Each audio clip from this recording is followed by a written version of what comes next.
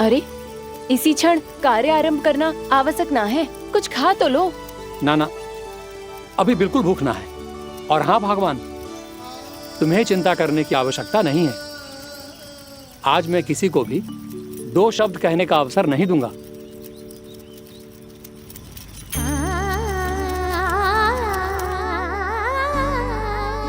ठहर, मैं तेरे लिए मट्ठा लेके आती हूँ। व्रत के बाद पीने से पेट ठंडा रहता है। रुक।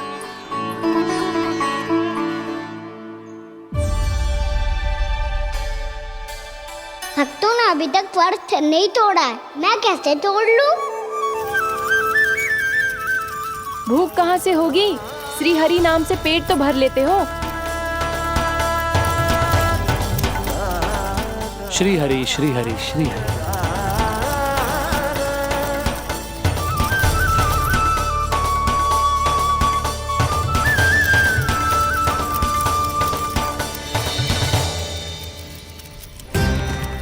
हरि हरि प्रभु हरि, हरि हरि प्रभु हरि, हरि हरि प्रभु हरि, हरि हरि प्रभु हरि। कल से अन्न का एक दाना ना गो है पेट में। अब क्या व्रत तुड़वाने भी आपके प्रभु ही आएंगे? अब क्या व्रत तुड़वाने भी आपके प्रभु ही आएंगे? मैया,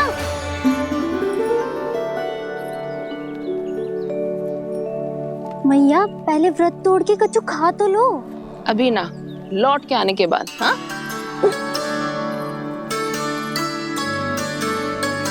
बलराम, ठहरो पुत्र, पहले कुछ खा लो। व्रत तोड़ना आवश्यक होता है। मैया ने एकादशी का महत्व बताया। लगता है मुझे सबको द्वादशी पर व्रत तोड़ने समाप्त करने का महत्व बताना होगा। हरि हरि हरि हरि हरि, मेरे हरि।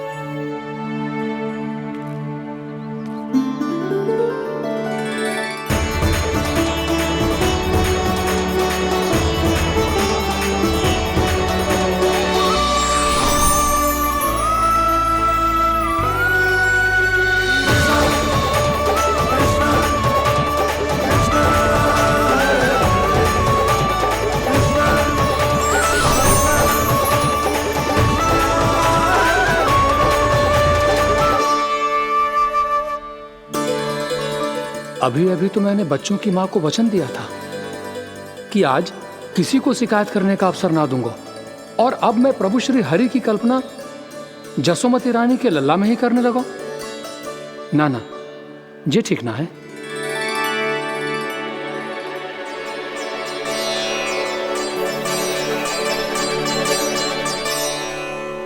ठीक ही तो है, बिल्कुल सही पहचाना है आपने। बड़े तो बड़े, अब तो बालक भी हमारा उपहास उड़ाने लगे। मैं आपका उपहास नहीं उड़ाने आया, मैं तो आपके एकादशी के व्रत को पूरा कराने आया हूँ।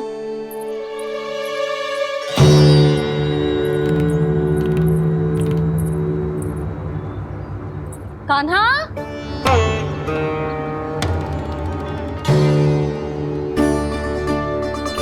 तो ये रे आपकी छड़ी और ये रे मेरी पीठ। सेक बिना ताकत तोड़। आज तो इसकी पीठ सेक के रहूंगी मैं। मैया घर पे भूखी मुझे ढूंढ रही होगी।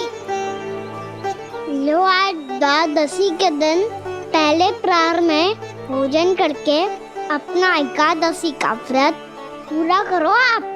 धन्यवाद राजकुमार, पर अभी हमें भूख नहीं है। बहुत सारा काम पड़ा है, और अभी थोड़ी ही देर में शंकरी बहन भी अपनी मटकी लेने आती होंगी।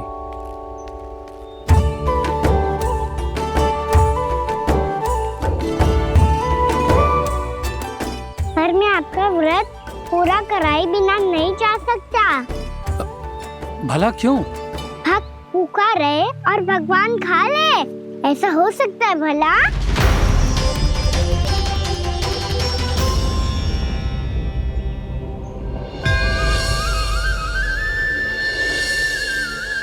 ये कैसा भ्रम हो रहा है मुझे लगता है अपना काम करना चाहिए। एकादशी के पहले प्रार में व्रत पूरा करना बहुत आवश्यक होता है, ना तो एकादशी का व्रत भी पूरा ना मानो जातो। इतनी सारी ज्ञान की बातें तुम्हें कैसे पता है लल्ला?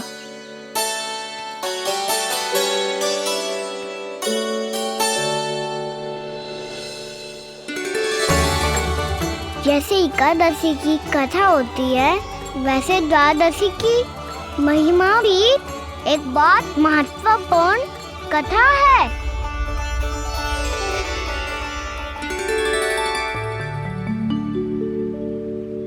कैसी कथा? बिल्कुल सही समय पे आई हो आप, क्योंकि आपको ये कथा आपको अवश्य सुननी चाहिए।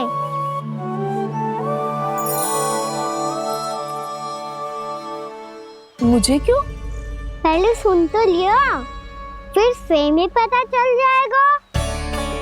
बहुत समय पहले एक राजा हुआ करते थे, राजा अम्बरीश। भगवान श्री हरि के बहुत बड़े भक्त थे। ओम नमो नारायणाय। ओम नमो नारायणाय।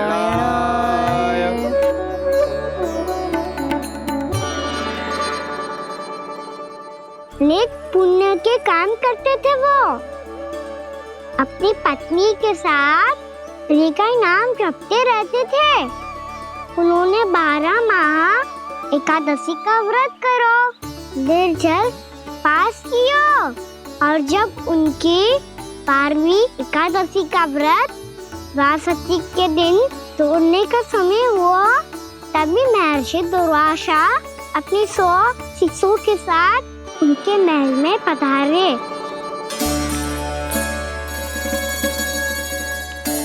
प्रणाम स्वीकार करें महर्षि।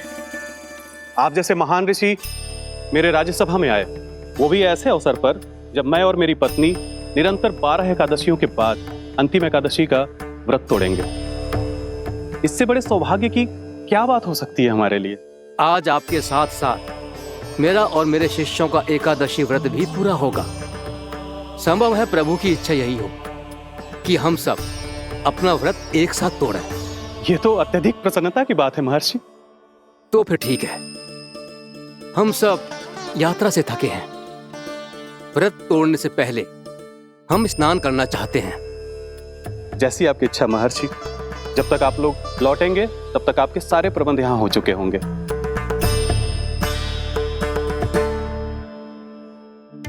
महर्षि दुर्वासा स्नान करने गए थे, पर उन्हें लौटने में विलंब हो रहा था, और इधर द्वादशी पर व्रत पूरा करने का मुहूर्त बीता जा रहा था। महाराज अम्बरीश बड़ी विरक्ता के साथ महर्षि दुर्वासा के लौटने की प्रतीक्षा कर रहे थे। महाराज, व्रत तोड़ने का मुहूर्त बीता जा रहा है, बस कुछ ही समय बचा है। महर्षि और उनके शिष्यों को लौटने में न जाने कितना समय लग जाएगा। मेरा सुझाव है कि आप मुहूर्त समाप्त होने से पहले व्रत अवश्य तोड़ लें। गुरुदेव, हमने महर्षि दुर्वासा को वचन दिया है कि जब तक वो लौटेंगे नहीं तब तक हम व्रत नहीं तोड़ेंगे। इसीलिए मैं उनका लौटने के बाद ही भोजन ग्रहण करूंगा। पर महाराज, मुहूर्त यदि बीत गया और समय रहते हो नहीं आए तो महाराज आपका व्रत पूरा नहीं होगा। महाराज, आपको उसका फल नहीं मिलेगा। महाराज, 12 एकादशियों का व्रत व्यर्थ चला जाएगा। किंतु गुरुदेव, यदि मैंने भोजन कर लिया तो ये तो अतिथियों का अपमान होगा। आप उचित कह रहे हैं महाराज।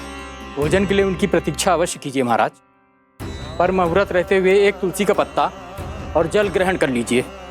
इससे आपका व्रत भी पूरा हो जाएगा और अतिथि का मान भी रह जाएगा। आपका सुझाव अच्छा है गुरुदेव।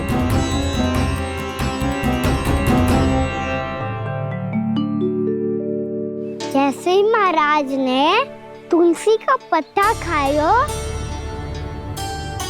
वैसे ही महर्षि दुर्वासा लौट आए। महाराज,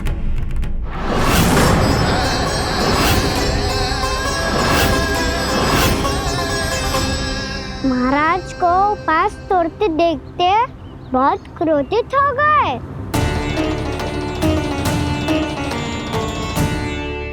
बहुत बड़े भक्त हैं आप, परंतु आप ये नहीं जानते अपने अतिथियों के साथ कैसा व्यवहार करना चाहिए। आपने हमें साथ भोजन करने का वचन दिया था, पर अपना व्रत क्यों तोड़ा आपने? महर्षि, मैंने भोजन नहीं ग्रहण किया। कहीं मुहूर्त न निकल जाए इस कारण मैंने एक तुलसी का पत्ता ग्रहण कर लिया। 56 भोग खाया हो या एक पत्ता, अपना व्रत तोड़कर अतिथियों का अपमान किया है, मेरा अपमान किया है। अब आपको दंड भोगना होगा ताकि आप सीख पाएं कि अतिथियों के साथ कैसा व्यवहार होना चाहिए। महर्षि, आप जो भी दंड मुझे देंगे मुझे स्वीकार है, किंतु आप क्रोधित मत होइए। क्रोध का कारण आपने दिया है महाराज। एक महर्षि का अपमान करके राक्षसी प्रवृत्ति का परिचय दिया है आपने, इसीलिए अब एक राक्षसी आपको दंड देगी।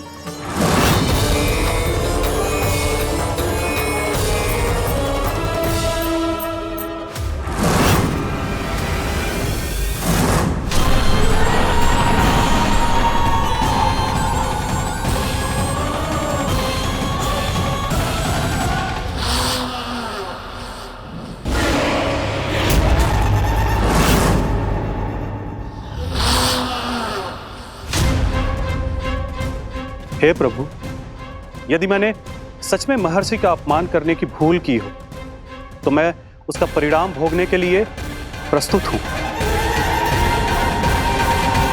ओम नमो नारायणाय, ओम नमो नारायणाय नमः।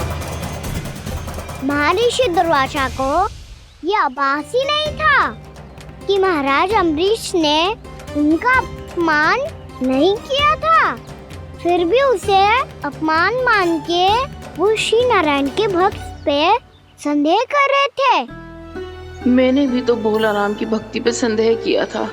हे नारायण, ये क्या पाप हो गया मुझसे? संदेह किसी अपमान से कम ना हो तो, और भगवान सब सह सकते हैं, पर उनके प्रिय भक्तों का अपमान सहन ना कर सकते, इसीलिए उन्होंने हस्तक्षेप करने का निर्णय लिया।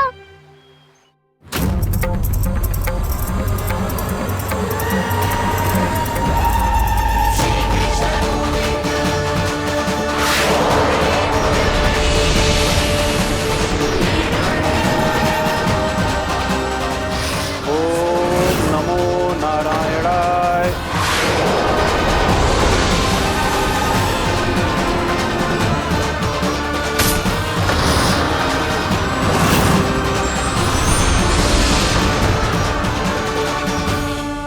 और फिर भगवान का वो सुदर्शन चक्र महर्षि दुर्वासा के पीछे पड़ गया।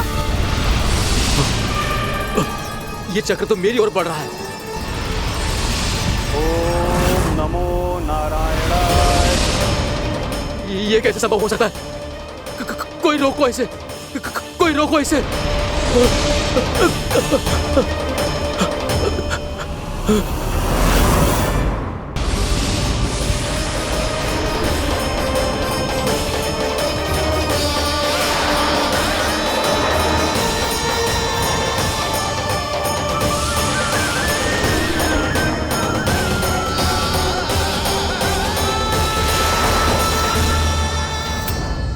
चक्र से अपने प्राण जैसे तैसे बचाते बचाते महर्षि दुर्वासा ब्रह्मलोक जा पहुँचे। ब्रह्मदेव, रक्षा कीजिए ब्रह्मदेव, सहायता कीजिए, मुझे बचाइए ब्रह्मदेव, रक्षा कीजिए। ये सुदर्शन चक्र मेरे प्राणों के पीछे पड़ गया है, मुझे बचाइए ब्रह्मदेव, मुझे बचाइए। महर्षि, मैं चाहकर भी आपकी सहायता नहीं कर सकता। ऐसी स्थिति में यदि कोई कुछ कर सकते हैं तो वो है सुदर्शन चक्र के स्वामी विष्णु, क्योंकि सृष्टि में केवल वही है जो इसे नियंत्रित कर सकते हैं। वो ही इसे वापस लौटने का आदेश देकर आपके प्राणों पर छाए हुए संकट को दूर कर सकते, किंतु हां, मैं सुदर्शन चक्र से इतना अवश्य कहूंगा कि जब तक आप विष्णु लोक में पहुंच नहीं जाते, वो आपको किसी भी प्रकार की हानि ना पहुंचाए। आपका बहुत बहुत धन्यवाद। आपकी सदा ही जय हो।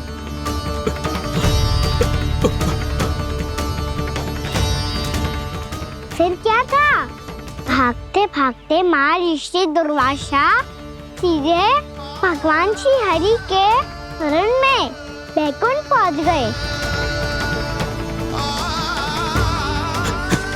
त्राहिमाम प्रभु, त्राहिमाम, मुझे बचाइए, मेरी सहायता कीजिए प्रभु, मेरी सहायता कीजिए।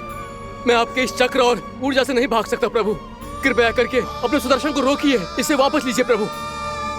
यह असंभव है महर्षि। एक बार सुदर्शन चक्र मेरे हाथों से छूट जाए तो अपना उद्देश्य पूरा किए बिना, मेरे भक्तों की रक्षा किए बिना वापस नहीं लौटता। कोई तो उपाय होगा प्रभु, कृपया करके मेरे प्राण बचाइए प्रभु। मैं सुदर्शन की ऊर्जा से जलकर भस्म नहीं होना चाहता प्रभु। आप जो कहेंगे मैं करूंगा प्रभु। मेरी सहायता कीजिए प्रभु, मेरी सहायता कीजिए। मुझे नहीं लगता कि आप वो कर पाएंगे। मैं अवश्य करूंगा। मैं अपनी प्राण रक्षा के लिए कुछ भी करूंगा प्रभु। आपने मेरे भक्त राजा अम्बरीश को भक्ति का कर्तव्य निभाने के लिए अपमानित और दंडित किया है महर्षि, पर भक्त की रक्षा करना भगवान का कर्तव्य है।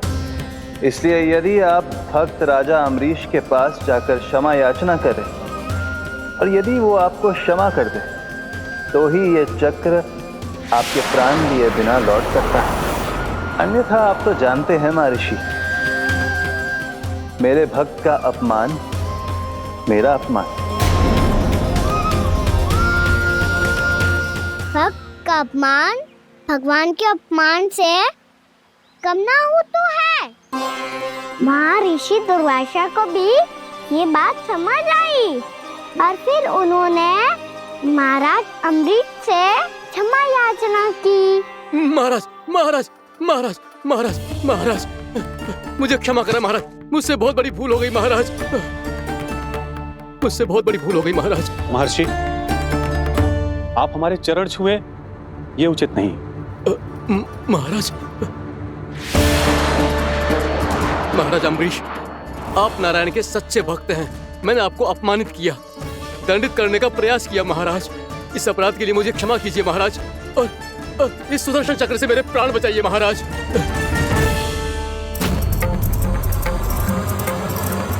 हे महान सुदर्शन, यदि महर्षि के लिए मेरे हृदय में अभी भी वही सम्मान और प्रेम हो जो इनके प्रथम आगमन पे था, तो कृपया आप अपने धाम वापस लौट जाइए।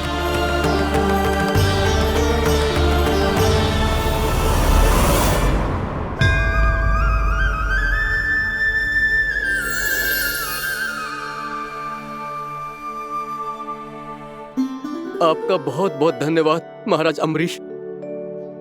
मैं आपको आशीर्वाद देता हूं कि आप देवराज इंद्र के समान शक्तिशाली हों।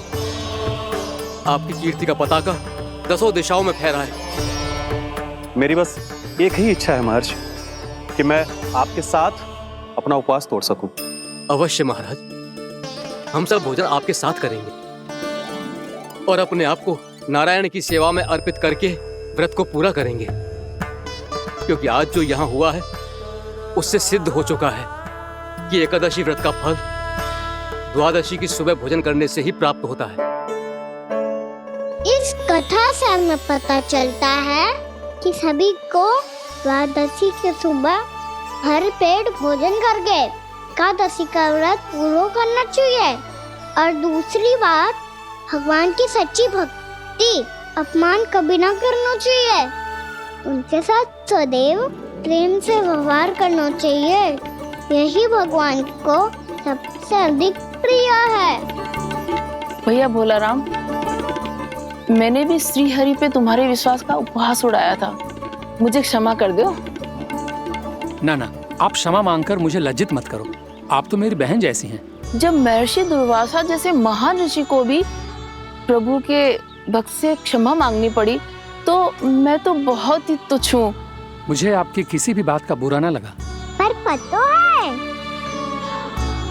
प्रभु को कौन सी बात सब भूला रखता है? कौन सी बात? जब उनका भक्त भूखा रहे, हमें भी अपना व्रत पूरा ना करे। और जैसा कि आप सभी ने अभी कथा से सीखो है, एकादशी के व्रत को द्वादशी की सुबह अवश्य पूरा करना चाहिए। अब आप जाओ, अपना व्रत पूरा करो।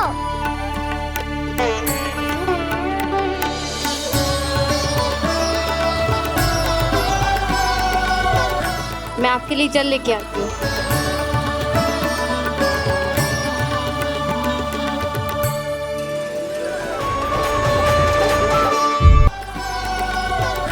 मैं आपके लिए जल लेके आती हूँ।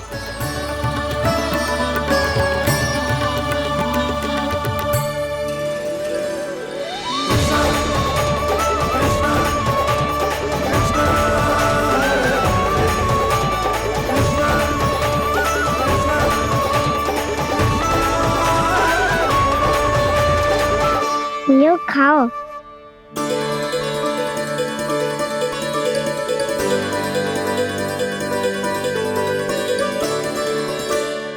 कान्हा,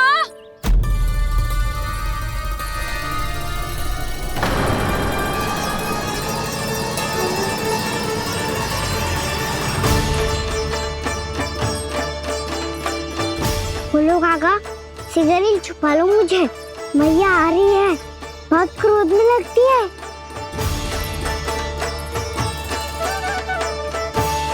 आज तो बहुत दंड मिलेगा। अभी क्षण भर पहले तो ये साक्षात भगवान के रूप में बात कर रहे थे, और अब अचानक ही ऐसे बालक बन गए जो मैया से दंड मिलने के भय से व्याकुल हैं। बोला काका, किस सोच में पड़ गए? सिगरेट छुपा लो मुझे।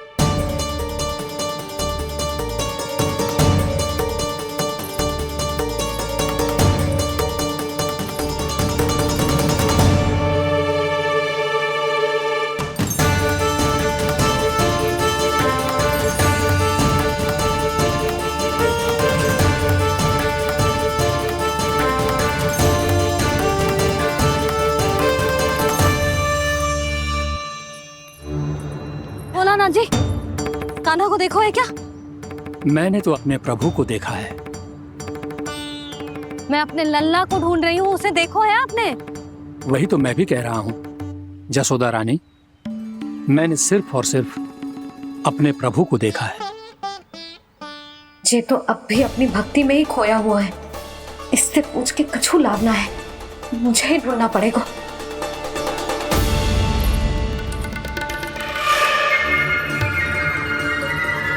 बच गए। शंकरी मौसी, कान्हा को देखो है क्या कहीं?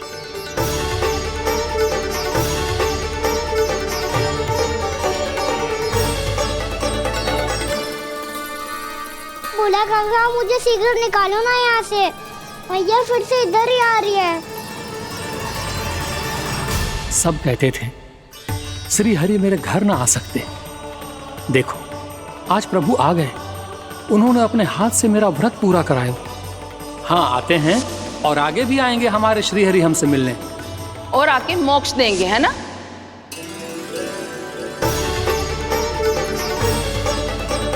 सिगरेट निकालो ना बोला काका, भैया आ रही है।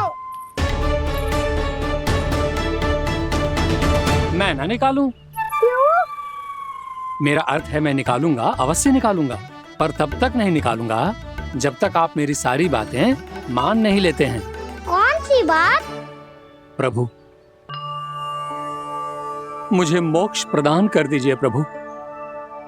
तथास्तु। ना ना ना ना प्रभु, मेरे साथ साथ मेरे परिवार को भी मोक्ष दे दीजिए। तथास्तु।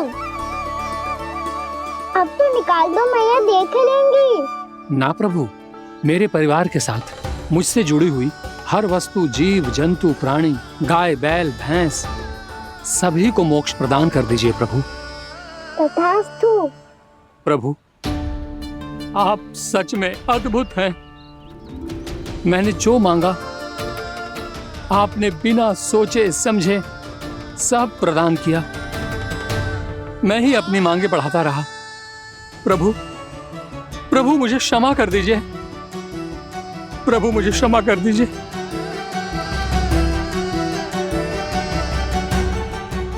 आइए प्रभु।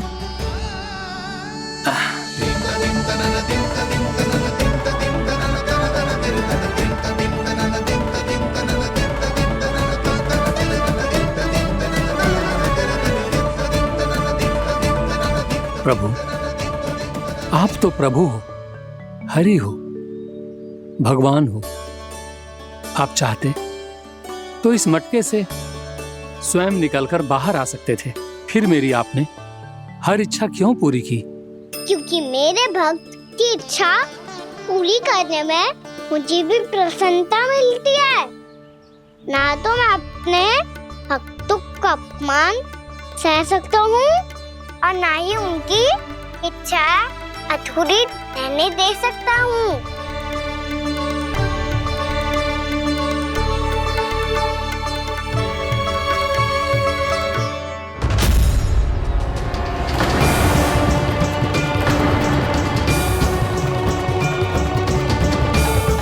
क्या कही थी तूने? हाँ, कि तू फिर से छल ना करेगा। फिर मुझे बिना बताए घर से बाहर कैसे निकलो? क्षमा करना मैया, पर जो आपने सिखाया था मैंने तो उसी का ही पालन करो है। फिर से चतुराई कर रहे हो है ना? हाँ, आप ही ने तो कही थी ना, यदि कछु करने से किसी को हानि ना पहुंच रही हो या फिर किसी अच्छे कार्य में सहायता हो रही हो तो आज्ञा लेने की आवश्यकता ना होती।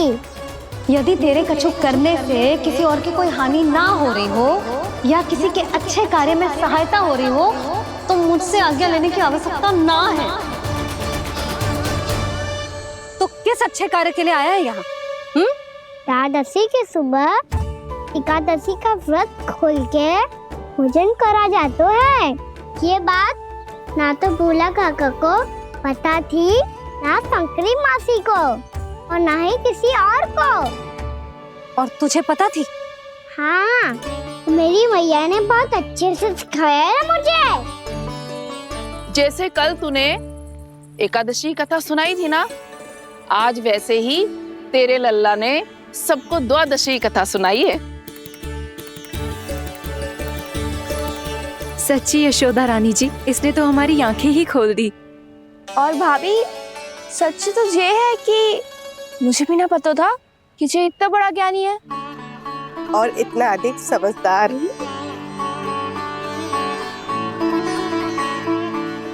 द्वादशी की कथा? वो तो मैंने इसे कभी सुना ही ना है। फिर इसे कैसे पता थी? रानी जी, जो स्वयं भगवान हैं, भला उन्हें कैसे कुछ नहीं पता होगा? मैंने तो इन्हें पहचान लिया। और हाँ, आप सब लोग भी इन्हें अपने अंतर मन की आंखों से देखिए, हो सकता है इन्हें पहचान पाएं। ये कोई और नहीं है, श्री नारायण है, मेरे श्री हरि, मेरे प्रभु। जय श्री हरि।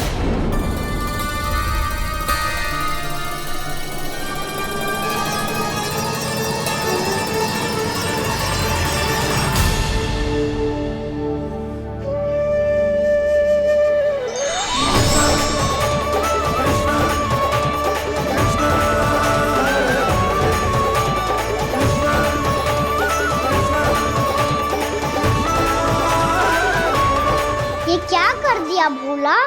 जिस रास्ते को मैंने इतनी कठिनाई से बचा के रखा था, सबके सामने उसे उजागर कर दिया तुमने।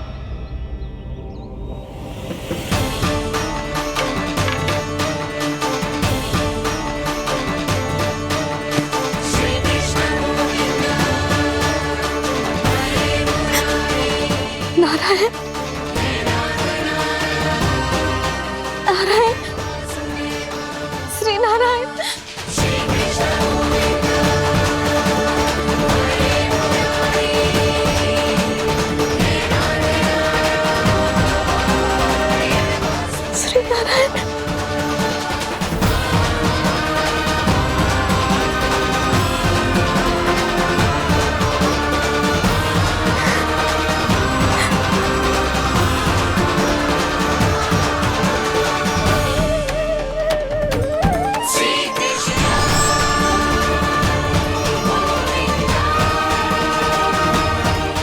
श्री नारायण प्रभु।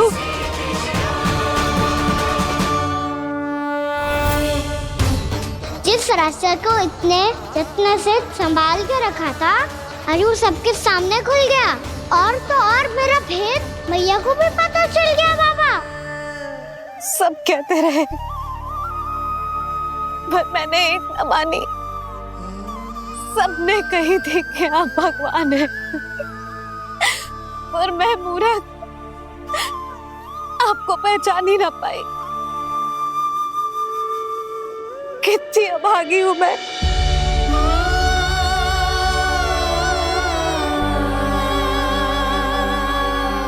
जिस मुंह से मुझे आपकी महिमा गानी चाहिए थी, उसी मुंह से मैंने आपको डांटा है।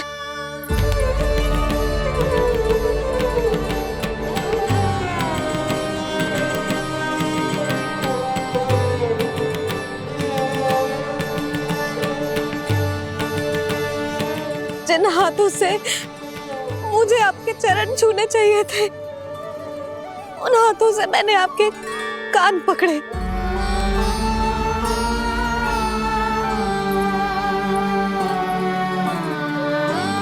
मुझे तो आपकी सेवा करनी चाहिए थी प्रभु, और मैंने आपको दंड दियो, आपको घर से बांध दियो।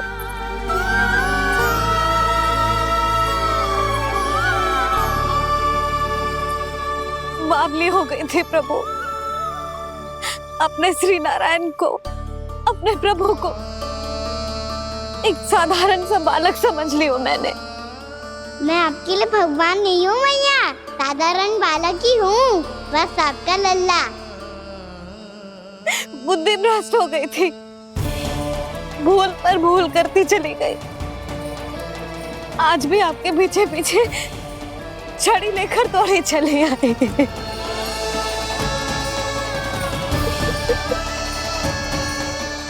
अपने आप को दोष मत दो मैया, आपके ममता के लिए तो जन्म लिया है मैंने।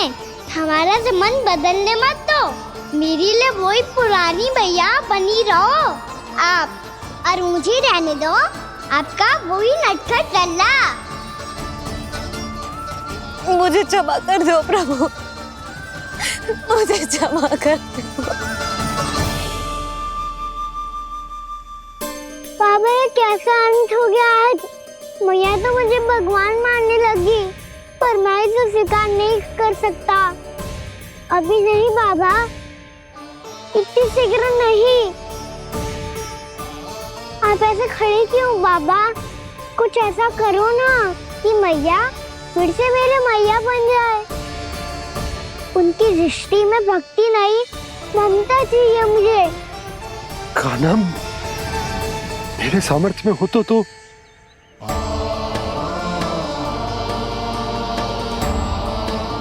दाऊ, आप तो बड़े भाई हो, अपने छोटे भाई की सहायता करो ना, जिससे मैया सब कुछ भूल जाए। मैं क्या कर सकता हूँ कान्हा? कोई तो सहायता करो मेरी।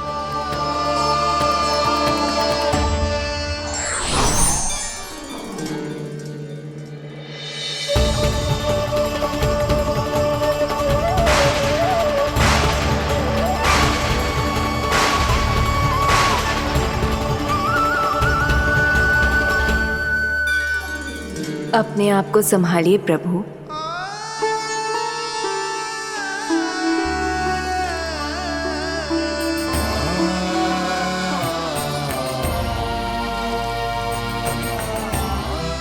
देखो ये क्या हो गया, भैया को सब पता चल गया। अभी तो मुझे मैया की ममता का शौक पूरी तरह मिला ही नहीं था। योग माया,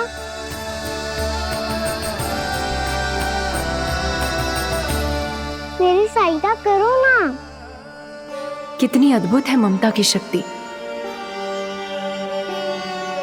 भगवान को भी एक साधारण बालक बना देती है। बालक की बना रहना चाहता हूँ मैं, नहीं चाहता दिव्य होना, नहीं चाहता भगवान बनना। बस मैया की गोद में रहकर ममता की रस से सेम को भी घनो चाहता हूँ।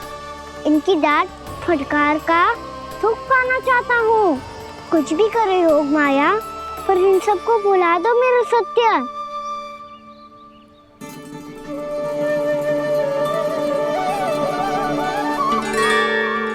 पर इन्हें तो मोक्ष का वरदान मिल गया है प्रभु, इसलिए इनके लिए समय की गति को लौटा पाना संभव नहीं होगा। प्रभु, अब मुझे ये सब भूलने की कोई आवश्यकता नहीं है। मुझसे जो त्रुटि हुई है अब वो दोबारा कभी नहीं होगी, और आज के बाद आपका ये सत्य मैं किसी को नहीं बताऊंगा प्रभु, क्योंकि मुझे पता चल गया है कि आपका यशोमती मैया के लल्ला बने रहना कितना आवश्यक है।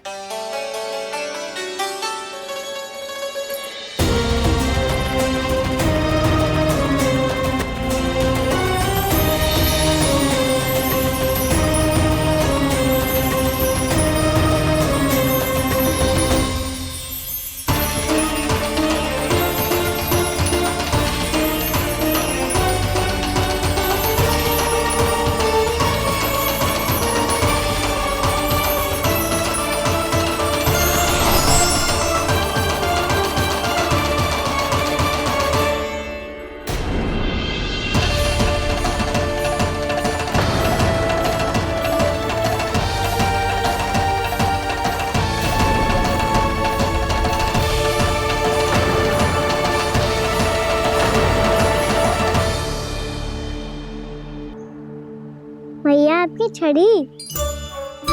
पहले चुपके से भाग जातो है, फिर स्वयं ही छड़ी भी पकड़ा रो है? नटखट कहीं का। हंसी आ रही है? अरे किस बात पे इतनी हंसी आ रही है रे? हाँ?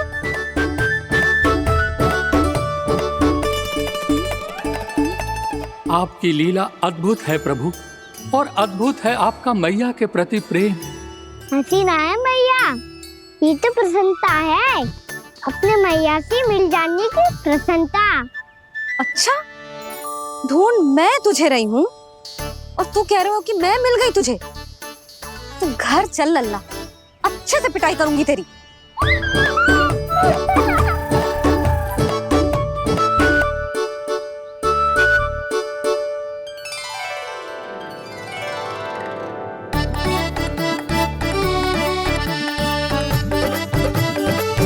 जब पिटाई से गाल लाल होंगे ना तेरे, तब हंसी बंद होगी तेरी। चल।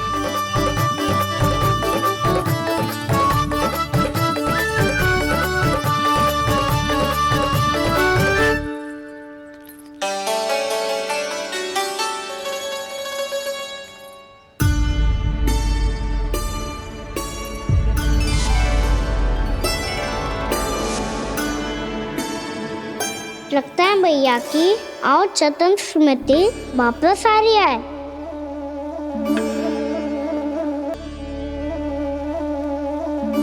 यशोदा, क्या होगो? ना कछु ना। आपको बताऊंगी तो और हंसेंगे मुझ पे।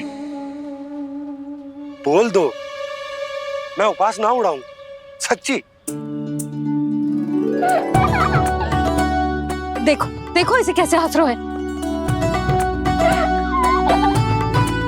मेरे हाथ में छड़ी है, मैया क्रोधित है, पर जे तनिक में भय ना लग रहा है इसे? हाँ, हंसे जा रहा है।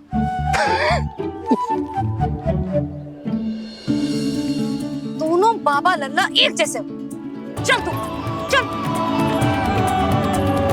चल। दाऊ, आप तो बड़े भाई हो, अपने छोटे भाई की सहायता करो ना, जिससे मैया सब कुछ भूल जाए। सुबल, तू कच्चू खा क्यों ना रहो है? व्रत ही करना था तो बलराम के जैसे कल कर ले। तो कल तो एकादशी भी थी। कान्हा के बिना कछु करने का मेरा मन ही ना कर। तो बात तो सच्ची है, उसके बिना गोचारण भी ऐसा लगता है जैसे कितना भारी कार्य है, व्यवस्था में करना पड़ता है। सही कह रहे हो तुम दोनों। मैं तो गोपालक भी इसलिए बना था ताकि कान्हा के संग खेलने को मिल जाए। बलराम तो हमारा सगा काम और मुख्य अधिक है।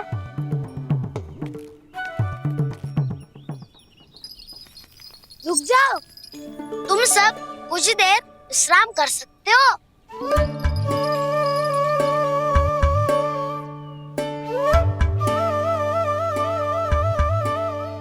तू बोल। ना मैं ना बोलूंगा, तुम दोनों ही बोलो।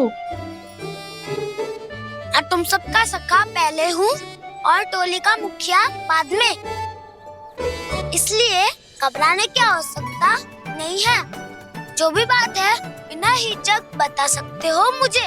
तो फिर कुछ ऐसा करो ना कि कान्हा फिर से हमारे साथ गोचारण करने के लिए आने लगे।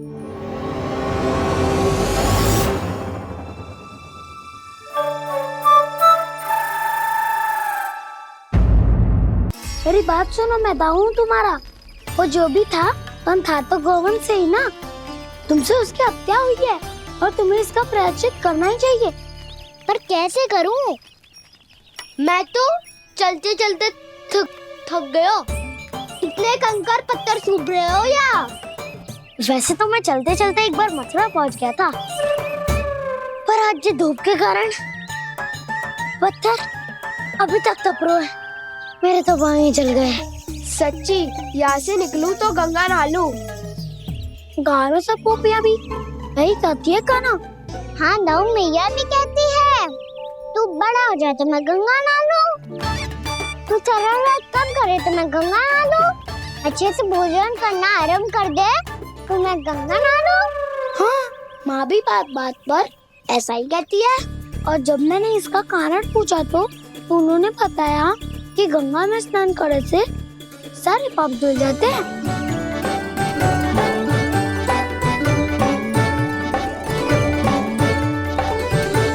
सुनो गोपालक सुनो, ये सूखा सूखा मार्ग छोड़ो, यमुना जी के किनारे किनारे होके चलते हैं, बहुत आनंद आएगा। कान्हा, मैं गंगा की बात कर रहा था, यमुना की नहीं। तो आप चलिए तो सही।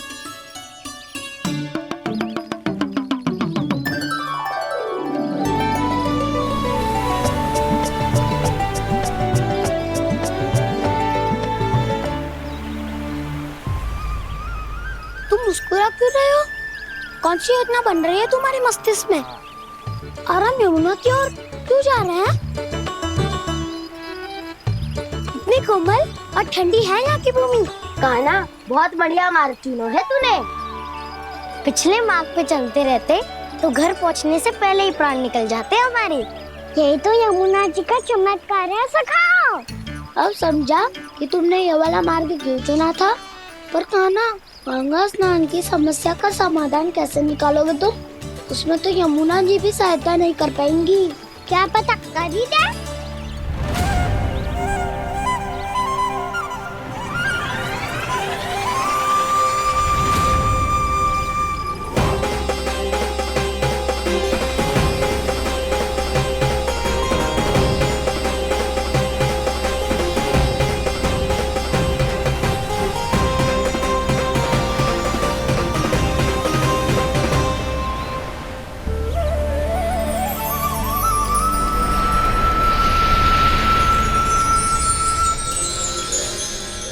देवी यमुना, आज आपकी लहरों में अलग ही उत्साह है। बहुत प्रसन्न लग रही है आज। प्रणाम देवी गंगा। प्रसन्नता की बात तो है ही। वृंदावन में मेरे तट के निकट से होकर आज श्री कृष्ण जा रहे हैं। मेरा जल उनके चरण कमलों को स्पर्श कर पा रहा है देवी।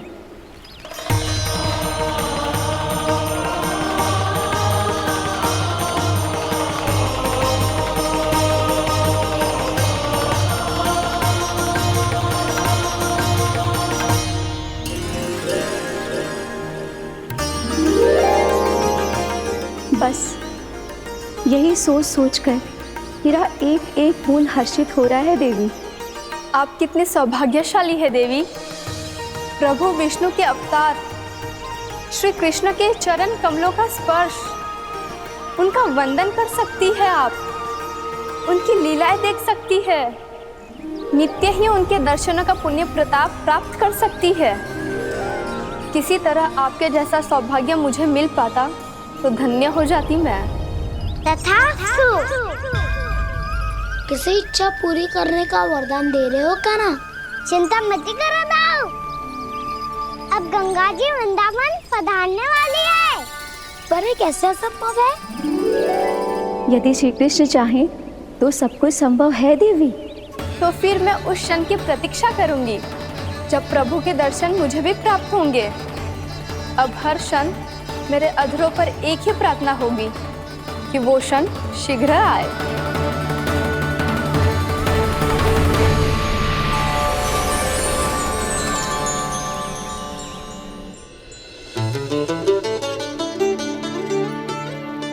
लग तो है इस बार दीपावली की सारी सजावट का दायित्व घर के पुरुषों ने ले रखो है। रुको जी, सुनो, आपने तो कान्हा को वचन दिया था ना कि अब हम पीछे पीछे उसके साथ वन में ना जाएंगे, फिर क्यों ले जा रहे हो मुझे? कहीं कान्हा फिर से क्रोधित होगा तो? और आप अपना वचन तोड़ोगे? किसने कही मैं तुम्हें वन ले जा रहा हूँ? स्मरण करो यशोदा, मैंने कही थी कि मैं तुम्हें कान्हा के पास ले जा रहा हूँ। ध्यान से देखो, गोधली बेला है, कान्हा बस आ तो ही होगा। अच्छा, तो जे चतुराई दिखाई है आपने? दिखानी ही पड़ती है यशोदा रानी, जब अपने लल्ला और लल्ला की मैया को दिए हुए वचन का मान रखना हो तो चतुराई तो दिखानी पड़ेगी ना। आओ।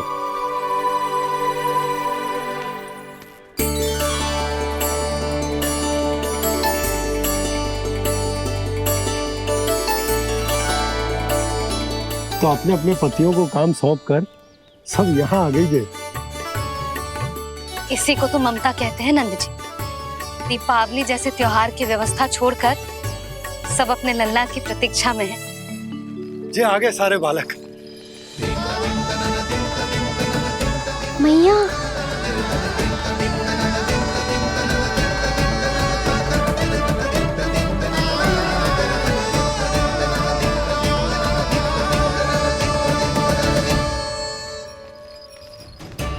तुम्हारे कहने का अर्थ क्या है कान्हा?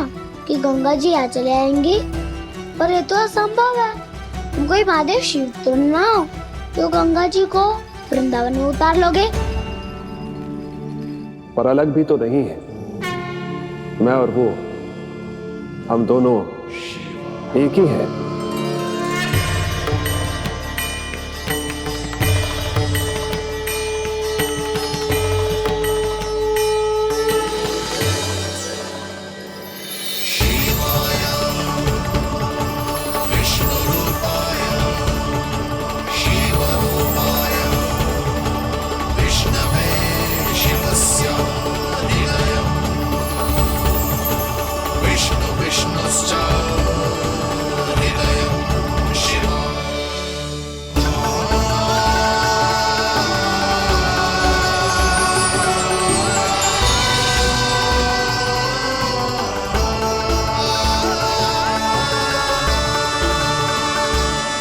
ये क्या देख रहा हूं मैं?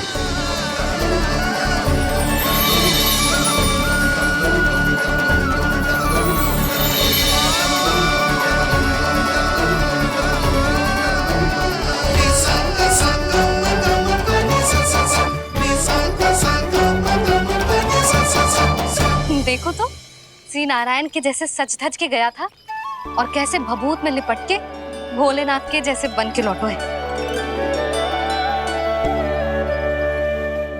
हम दोनों एक ही तो है मैया, कोई अंतर ना है मुझ में और शिव जी में। हम दोनों ही जीव प्रेमी हैं, प्राणियों से भी निस्वार्थ भाव से प्रेम करते हैं और पशुओं से भी। अंतर है तो केवल इतना कि मैं गौपालक कहलाता हूँ और वो पशुपति। मैं गौपालक कहलाता हूँ और वो पशुपति।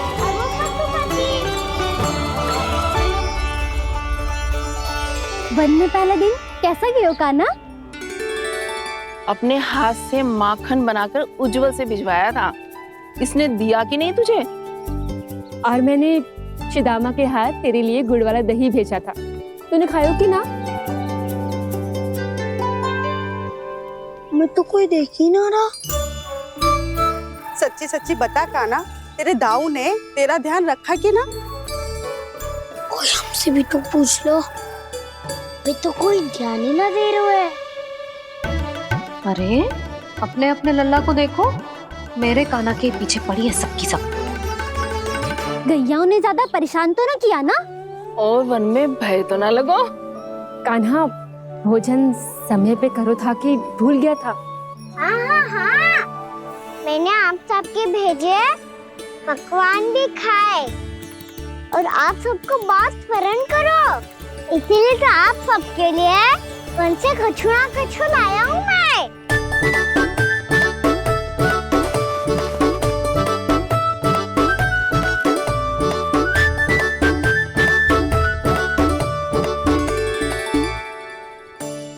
कब से इसके लिए व्याकुल थी मैं, यहीं खड़ी थी, पर इसके पास तो इतना भी समय ना है अपनी मैया की ओर आंख उठा के भी देख ले।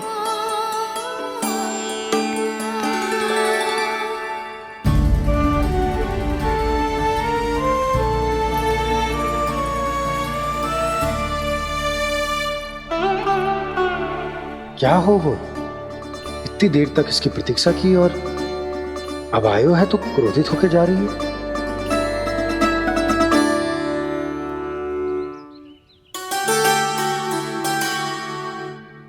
केवल गोपियों का ध्यान है, मैया का कुछ ध्यान ही ना है।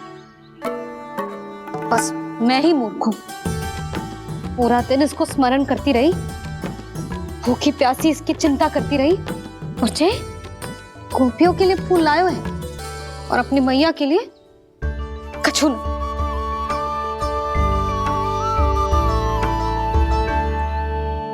मैया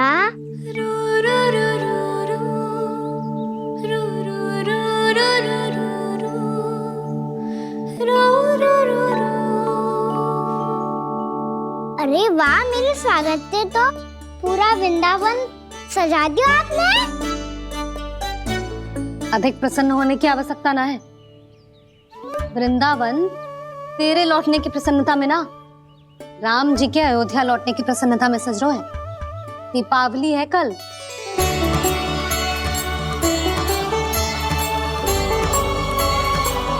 वो स्वागत भी तो मेरा ही था मैया। दिवाली की प्रसन्नता भी तो मेरे लिए ही है। हर मैया के लिए उसका लल्ला जी राम ही होता है ना मैया? ये किसने कहा तुझसे?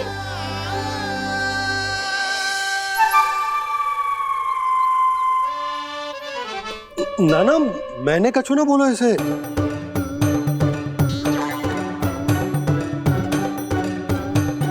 अपने राम को हृदय से ना लगाओगी मैया? तुझे अच्छे से पहचानती हूँ मैं, हृदय से ना लगनो है। तुझे तो भूख लगी आई है, इसीलिए सबके बाद तुझे मैया की स्मृति आती है ना? मैया की स्मृति तो सबसे पहले आती है। चल झूठा।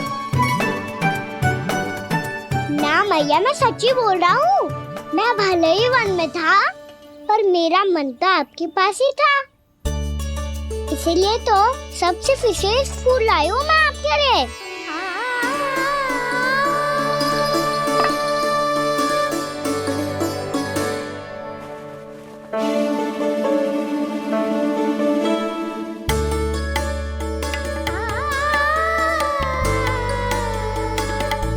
ये मेरे लिए लाया है तू? हाँ।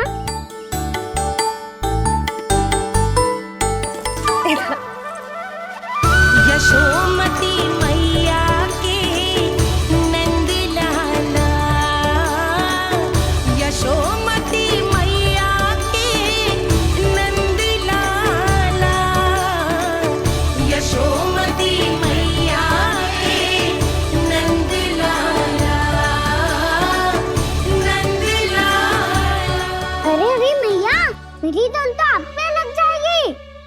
लग जाने दे। तुझे पता है तुझे हृदय से लगाने के लिए कितना तड़पी हूँ मैं भी तो तड़प रहा था मैया, इसलिए तो आपके लिए कमल का फूल आए हूँ। भूख लगी आई होगी ना तुझे? चल मुंह हाथ धुला देती हूँ। आजा चल आजा।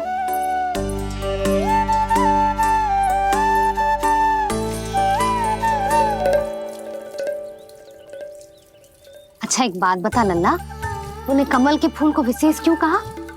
क्योंकि कमल कीचड़ में उगता है, फिर भी अपने पे कीचड़ ना लगने दे दो, अपनी मर्यादा को भंगना नहीं दे दो।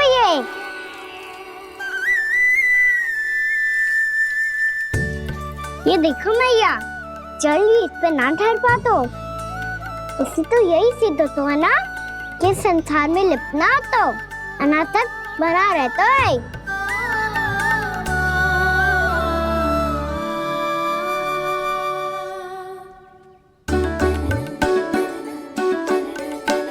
मर्यादा, अनासक, कहाँ से आयो इतना सारा ज्ञान एक ही दिन में? और जे कमल का फूल मुझे देकर क्या जताना चाहते है? इसके जैसे मैं भी अनासक्त बन जाऊं? बोले में हानि ना है मैया, कौन जाने भविष्य में आवश्यकता पड़ जाए। भविष्य में आवश्यकता? जो मुंह में आए बोलते हैं, चुप कर। हाँ, बड़ी बड़ी बातें बाद में करना, पहले तू मुझे ये बता आज मन में क्या क्या हुआ? सखा बत्तासुर का भेद छिपा नहीं पाएंगे, कोई ना कोई तो उगल ही देगा, और यदि उज्जवल ने बताया तब तो बड़ा चला के ही बोलेगा। इससे तो अच्छा है मैं ही बता दूं। पता है मैया, हम सब गैयाओं की रक्षा वैसे ही कर रहे थे, पर से सृष्टि की रक्षा अष्ट दिक्पाल करती है। अच्छा? हाँ, पर तभी विचित्र घटना हुई। एक वक्त अचानक ही बहुत हिंसक हो गया, पर भगवान श्री नारायण ने सब संभाल लिया। ऐसा उठा के पटको उसे, एक ही क्षण में सारी समस्या समाप्त हो गई। संगत का असर हो तो है जो सुना था, आज देख भी लियो लल्ला, तू भी उज्जवल के जैसे बड़बोला होता जा रहा है। चल। मैं सच्ची कह रहा हूँ मैया।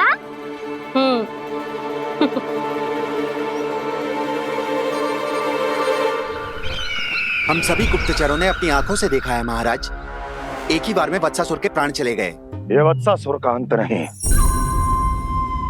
एक महायुद्ध का आरंभ है। मेरे और उस विष्णु अवतार के मध्य महायुद्ध।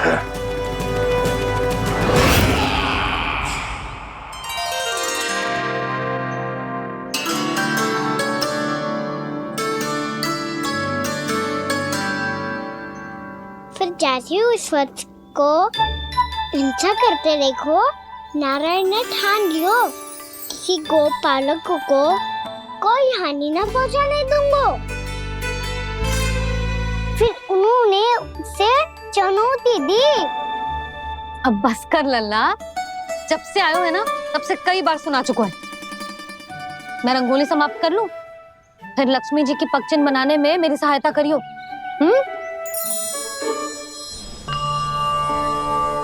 मेरे पगचिन्ह बनाने में आप सहायता करेंगे प्रभु? मैया ने आज्ञा दी है देवी, पालन तो करना होगा।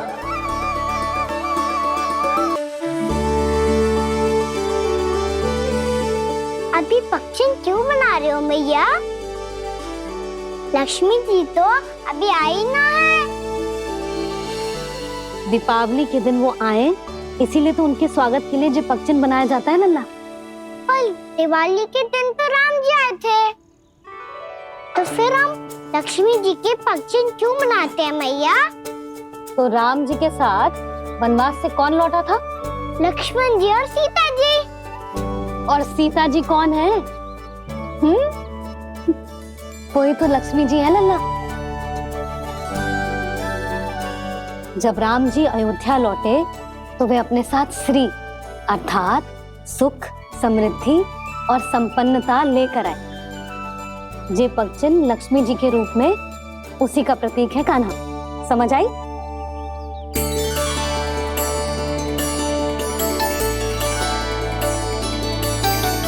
लो, मुझे तो पूर्णा मौसी के यहाँ जाना है उनका आशीर्वाद लेने। वो भी तीर्थ यात्रा करके आई है ना।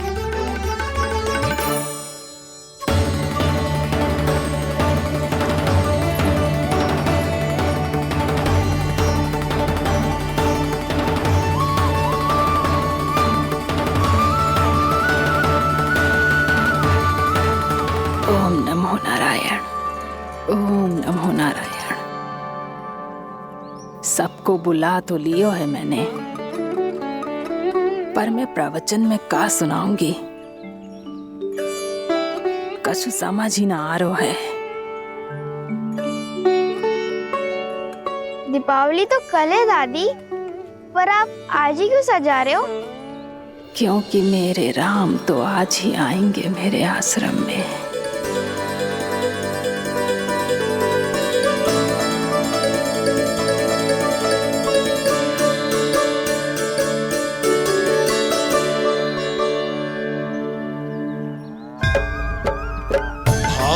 विह्वल हुई करके दर्शन, पूर्ण अपने भगवान का, स्तब्ध खड़ी रह गई देखती तेज कृष्णा और श्री राम का।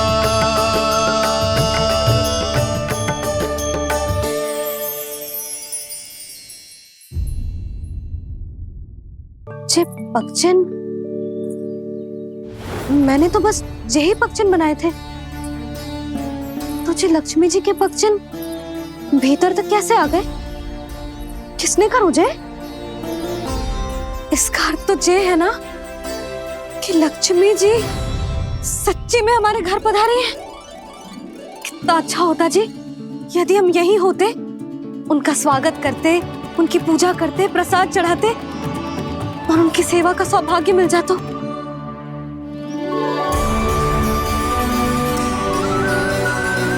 वो तो अभी भी मिल सकते हैं मैया, लक्ष्मी देवी सामने ही तो है।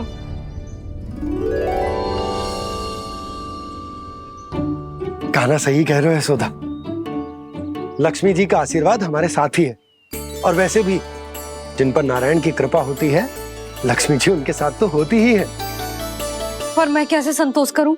मेरा मन हो रहा है कि कैसे भी मुझे उनके साक्षात दर्शन मिल जाते। अरे ये देखो तो सही, उनकी उपस्थिति का संकेत दे दियो है। ये कोई साक्षात दर्शन से कम है क्या? चलो हम लक्ष्मी पूजन कर लेते। इस बार तो हमारे साथ कान्हा भी लक्ष्मी पूजन करेगा। प्रभु मेरी पूजा करेंगे? मैया की इच्छा तो यही है। पर आप मेरी पूजा कैसे कर सकते हैं प्रभु? आप मेरे स्वामी हैं, आपकी पूजा करना मेरा धर्म है। नहीं प्रभु, यह अनुचित होगा। मैं आपसे मेरी पूजा नहीं करवा सकती।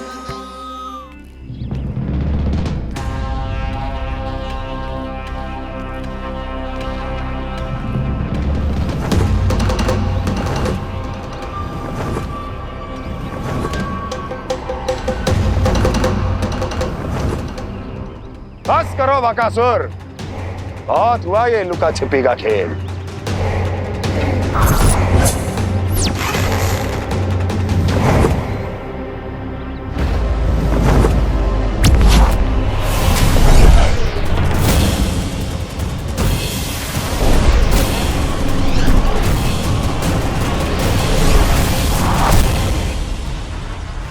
प्रणाम कंस।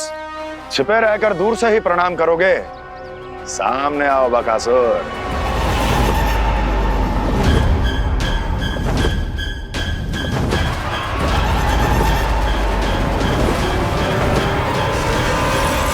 चेतावनी को प्रणाम समझने की भूल केवल तुम ही कर सकते हो कंस।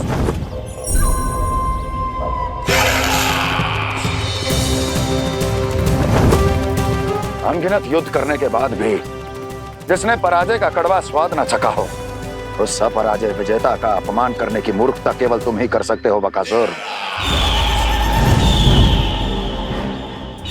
अपने दिव्य अस्त्रों से किसे भयभीत कर रहे हो कंस? उसे जिसे संपूर्ण देवता भी मिलकर परास्त नहीं कर पाए थे। समय के साथ तुम्हारी स्मरण शक्ति पर धूल लग गई है बकासुर। भूल गए हो तुम अभी कुछ ही क्षण पहले जिस दिव्य अस्त्रधारी का तुम उपहास उड़ा रहे थे, उसी ने परास्त किया था तुम्हें। उस दिन तुम्हारे प्राण देह के इस बंधन से मुक्त हो जाते यदि तुम्हारी बहन पूतना ने तुम्हारे जीवन दान के लिए विनती न की होती तो यही स्मरण कराने के लिए बुलाया है मुझे? संधि करने के लिए बुलाया है। असंभव है ये। तुम्हारा मित्र वत्सासुर वीर गति को प्राप्त हो चुका है। जानते हो किसने की उसकी हत्या? तुम्हारे प्राणों की रक्षा करने वाली तुम्हारी बहन पूतना प्राण गवा चुकी है अपने। जानते हो किसने की उसकी हत्या? किसने मारा मेरी बहन को? किसने मारा मेरे मित्रों को? किसने बुलाई है अपनी मृत्यु? उसी ने जो मेरा भी शत्रु है। इसीलिए बुलाया है तुम्हें यहाँ पर संधि करने के लिए, प्रतिशोध का एक अवसर देने के लिए। तुम नाम बताओ उसका कंस। उस दुष्ट को कच्चा ही निगल जाऊंगा मैं। बोलो कौन है वो? एक बालक है, कृष्ण। किंतु वो एक विष्णु अवतार है बकासुर। किसी का भी अवतार क्यों ना हो, इसी क्षण से मैं हूं उसके काल का अवतार। तुम केवल इतना बताओ कि कहां मिलेगा वो? वृंदावन। वृंदावन। कान्हा, आजा, पूजा आरंभ करते हैं। नहीं प्रभु,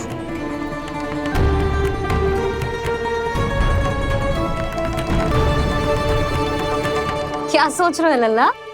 आजा।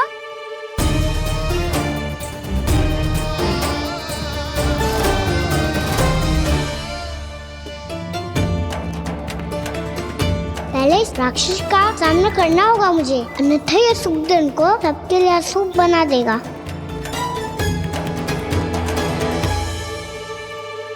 मैया, लक्ष्मी जी की पूजा से पहले सारे घर में दिए जलाकर उनका स्वागत करना चाहिए ना?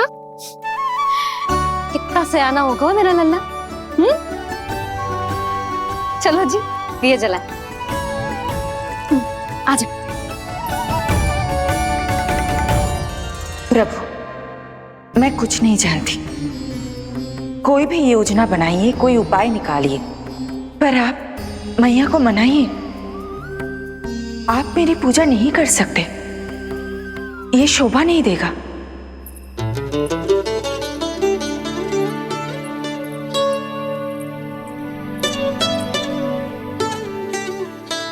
पहला दिया जलाएगो लल्ला?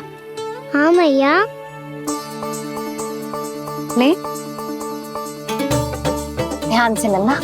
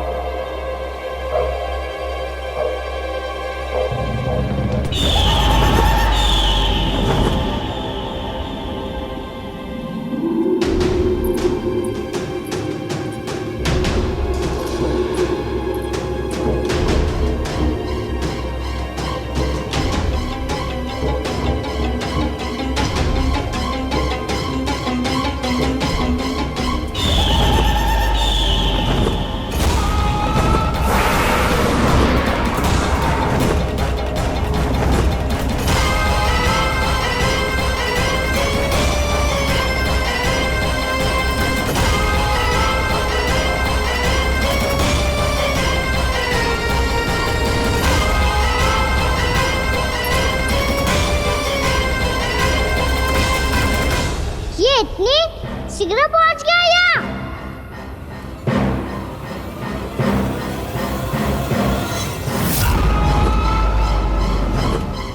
जी श्वेत रंग का आकाश में क्या गया? सुनो जी, देखो आपने, ये तो अवश्य ही बहुत अशुभ संकेत है जी। कहाँ है वो? कहाँ है विष्णु अवतार कृष्ण? दिवाली के शुभ दिन अशुभ संकेत की बात कर रही हूँ मैया। ये तो कयूर तीव्र चलने के कारण मुझे है, फिर से चला लेंगे। साधारण दीपक ही तो है ये साधारण ना है लल्ला, दीपावली के दीपों का बहुत विशेष महत्व होता है। तो है मैया, वनवास के बाद जब राम जी लौट कर आ रहे थे तब उनके स्वागत में पूरी अयोध्या में ये दीप जलाए गए थे। दीपावली अमावस्या की रात को पड़ती है और रात का अंधेरा मन के भीतर के उस अंधेरे का प्रतीक हो तो है जो बुराई को शक्ति दे तो है।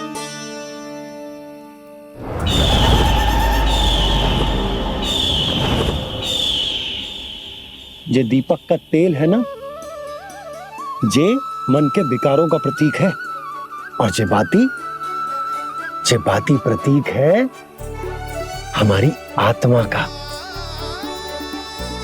जब अमावस्या की अंधेरी रात में हम जो दीपक जलाते हैं ना, उसका अर्थ ये हो तो है, तो जे बाती अर्थात कि हमारी आत्मा भक्ति के ताप में तप कर इस तेल अर्थात हमारे मन के विकारों को जला देती और आत्मा शुद्ध होकर परमात्मा के साथ एक हो जाती और फैल जाता है दसों दिशाओं में अच्छाई, सुख, शांति और ज्ञान का प्रकाश। समझो? साधारण अर्थ में कहते हैं कि दीपावली की रात जो दीपक का प्रकाश होता है ना, वो रावण की बुराई पर राम जी की अच्छाई का, उनकी जीत का प्रतीक होता है। समझ गो मैया, सब समझ गो।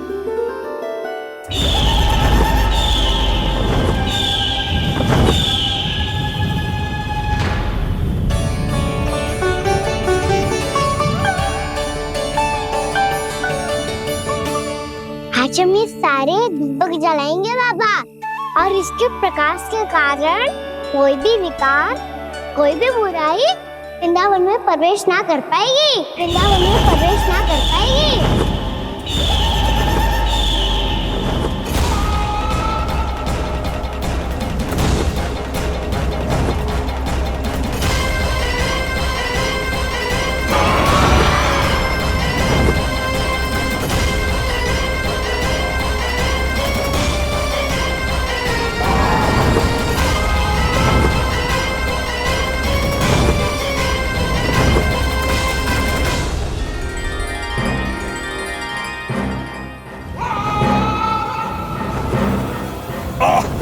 इतना तीव्र प्रकाश, इसके कारण तो कुछ देखना भी कठिन हो गया है। और मुझे इन दीपकों की ऊष्मा क्यों अनुभव हो रही है? कैसे संभव है ये? आज बुराई पर अच्छाई की विजय की रात है। आज वृंदावन के निकट आने का प्रयास भी ना करना बकासुर, अन्यथा इन दीपकों की लो तुम्हें जलाकर भस्म कर देगी। इन दीपकों की अग्नि तो सचमुच मुझे जला रही है।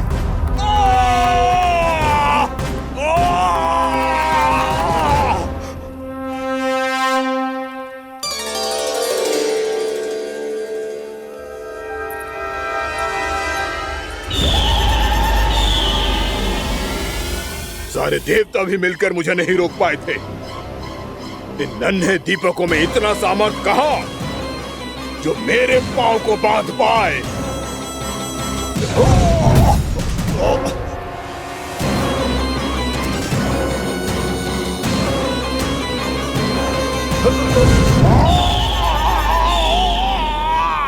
इन्हें अंधेरा मिटाने वाले साधारण दीपक समझने की भूल मत करो बकासुर। वृंदावन में जलने वाला हर दीपक उस भक्ति का प्रतीक है जिसकी लो मेरे भक्तों ने अपने हृदय में जला रखी है।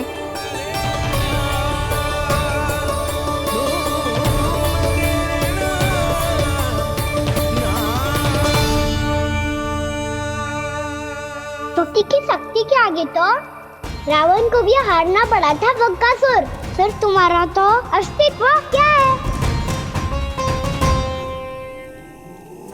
तो फिर अब मैं भी देखता हूँ ये दीपक कब तक तेरे वृंदावन को मुझसे बचाते हैं। जैसे सारे दीपक बुझ गए थे और चारों ओर अंधेरा छा गया था, मुझे लग रहा है अवश्य ही कोई बुरी ऊर्जा है हमारे आसपास। यशोदा, अंधेरे को भूल जाओ, चारों ओर बिखरे इस प्रकाश को देखो। जे मैया लक्ष्मी की उपस्थिति का संकेत, उनका आशीर्वाद हमारे साथ है। आप अभी तक यही हैं देवी? मैं कैसे जा सकती हूँ? यशोमती मैया मेरे दर्शन करना चाहती है।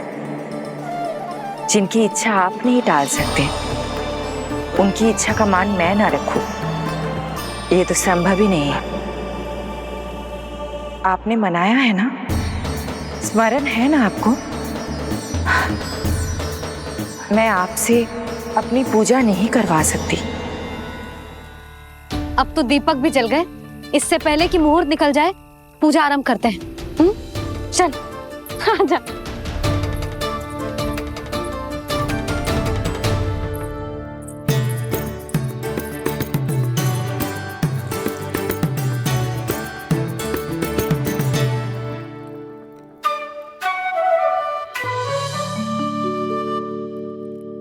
यदि हमारे आसपास कोई बुरी ऊर्जा ना है और यदि लक्ष्मी जी की कृपा सच्ची में हम पे है, तो जब तक हमारी पूजा समाप्त होगी ना कान्हा, तब तक इस केले के आगे का भाग अपने आप दब जाएगा।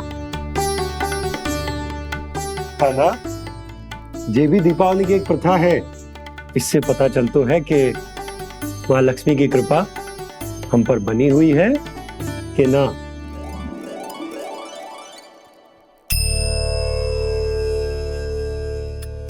हे लक्ष्मी मैया, हम सबकी पूजा स्वीकार करो, आप हमें आशीर्वाद दो।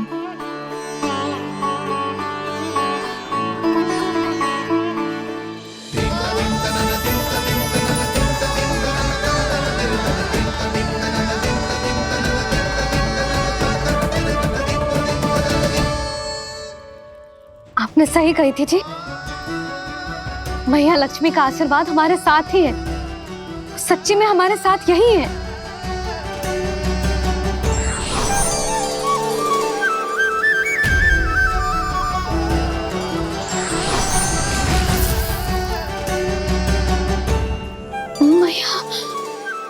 मैया लक्ष्मी ने साक्षात दर्शन दिए जी हमें।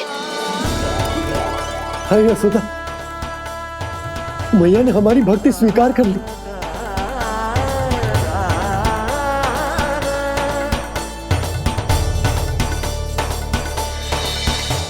आजा लन्ना, यहाँ बैठ, पूजा आरंभ कर दे। आजा।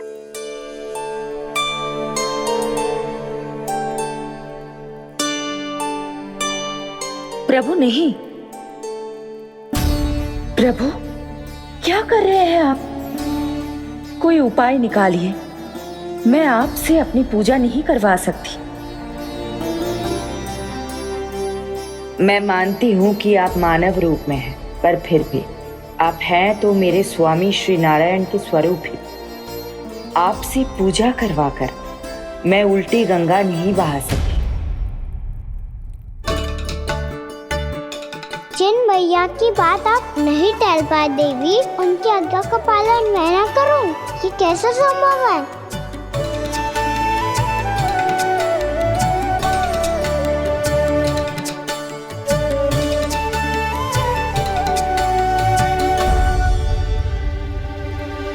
पर आप इतनी विचलित क्यों हो रहे हो? प्रेम और पूजा में कोई अंतर नहीं होता। मैं कोई भी अवतार क्यों ना ले लूं, मेरा प्रेम तो सदा आपके साथ ही है। तो फिर मैं आपकी पूजा करूं या आप मेरी, इससे क्या अंतर पड़ता है?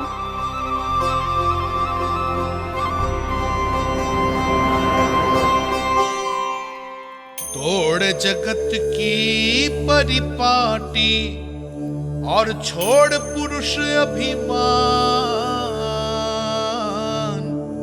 अर्धांगिनी का पूजन कर प्रभु, रच रहे नया विधान।